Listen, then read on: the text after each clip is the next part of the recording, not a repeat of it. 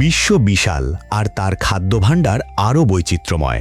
কোনো খাবার দেখলে কৌতূহল জাগে, কোনোটি দেখলে বমি ভাব হতে পারে, আবার কোনো খাবারের পেছনের গল্প শুনলে মানুষের উদ্ভাবনী ক্ষমতায় বিস্মিত হতে হয়।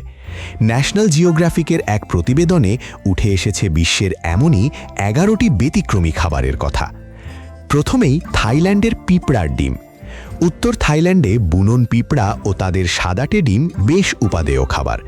এগুলো সালাদ, স্যুপ ও ভাজাসহ বিভিন্ন থাই পদে ব্যবহার করা হয়। পথের বিক্রেতারাও কলাপাতায় মুড়িয়ে বিক্রি করেন পিঁপড়ার ডিম। এগুলোতে প্রোটিন ও ভিটামিন বেশি, চর্বি কম, স্বাদে মাখনের মতো সমৃদ্ধ, কিছুটা মিষ্টিও।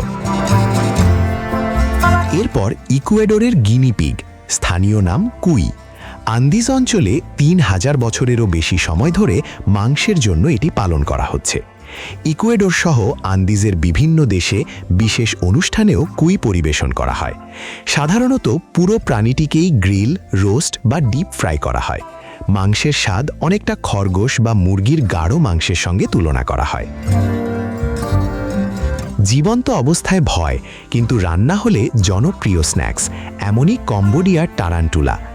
মানুষের হাতের সমান বড় এই মাকড়সাগুলো তেলে ডিপ ফ্রাই করে রসুন, লবণ, চিনি ও বিভিন্ন মশলা দিয়ে প্রস্তুত করা হয়। মশলার ধরন অনুযায়ী এর স্বাদ নোনতা বা কিছুটা মিষ্টিও হতে পারে। এরপর আছে আইসল্যান্ডের হাকাল, গাজানো হাঙরের মাংস।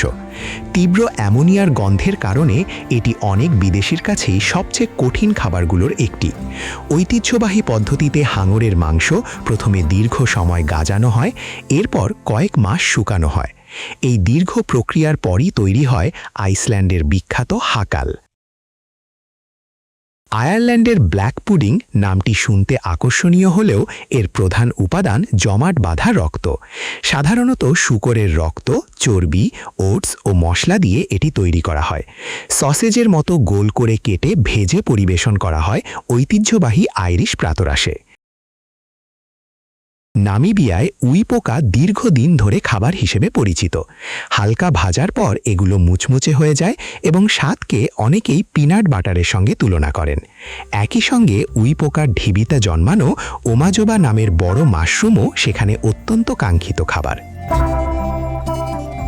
ইন্দোনেশিয়া ও মালয়েশিয়ার ডুরিয়ান নিয়ে মানুষের মতামত একেবারেই বিপরীত। কেউ এর স্বাদকে অসাধারণ মনে করেন, আবার কেউ তীব্র গন্ধের কারণে এর কাছে যেতেই চান না। দক্ষিণ পূর্ব এশিয়ার কিছু হোটেল ও জনপরিবহনে গন্ধের কারণে ডুরিয়ান বহনেও নিষেধাজ্ঞা রয়েছে।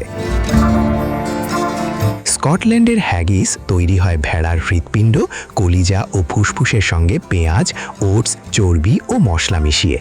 এরপর ঐতিহ্যগতভাবে এটি ভেড়ার পাকস্থলিতে ভরে রান্না করা হয়। স্কটিশ সংস্কৃতির সঙ্গে গভীরভাবে জড়িয়ে থাকা এই খাবার সাধারণত আলু ও শালগমের সঙ্গে পরিবেশন করা হয়। নরওয়ের রেইনডিয়ার বা বলগা হরিণের মাংস আবার অনেকের কাছে পরিচিত খাবার। কম চর্বিযুক্ত এই মাংস দিয়ে তৈরি হয় স্টু, স্টেক, মিটবল, জার্কি সহ নানা পদ। ফিনবিফ নামের ঐতিহ্যবাহী রেইনডিয়ার স্টুও বেশ জনপ্রিয়। মরক্কোতে ভেড়ার মাথা বিশেষত ঈদুল আজহার সময়ের একটি ঐতিহ্যবাহী খাবার। মাথাটি আগুনে ঝলসে পরিষ্কার করার পর সেদ্ধ বা ভাপিয়ে পেঁয়াজ, জিরা, লবণ ও গোলমরিচ দিয়ে রান্না করা হয়। বাজারেও এটি বিক্রি হয়। সবশেষে অস্ট্রেলিয়ার ক্যাঙ্গারু।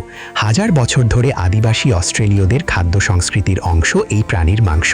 এখন এটি স্টেক, সসেজ, বার্গার, এমনকি পিৎজার টপিং হিসেবেও ব্যবহৃত হয়। প্রোটিন বেশি ও চর্বি কম হওয়ায় ক্যাঙ্গারু মাংসের জনপ্রিয়তাও বেড়েছে। পিঁপড়ার ডিম থেকে টারান্টুলা, গাজানো হাঙর থেকে ক্যাঙ্গারু।